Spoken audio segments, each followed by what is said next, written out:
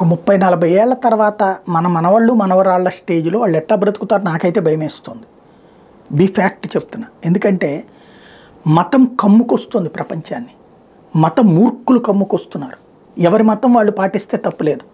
కానీ మతరాజ్య విస్తరణ జరగాలనుకునేటువంటి మూర్ఖుల సమూహం ఆయుధాలు చేత పట్టుకుని చేస్తున్నటువంటి అరాచకానికి ప్రతీకలైనటువంటి హమాస్లు, హెజ్బుల్లాలు, హూతీలు, లష్కరే తోయిబాలు, ఇట్లాంటి ఐఎస్ఐఎస్ కేసులు వీళ్ళందరూ ఏంటి చేస్తున్నది? మతరాజ్యాల కోసం హింస చేసి భయపెట్టి ఆఫ్రికా ఖండంలో అనేక దేశాలు అట్లాగే ఎప్పటికే మతం మారుతున్నారు. సచ్చినట్టు లేకపోతే చంపేస్తున్నారు అక్కడ.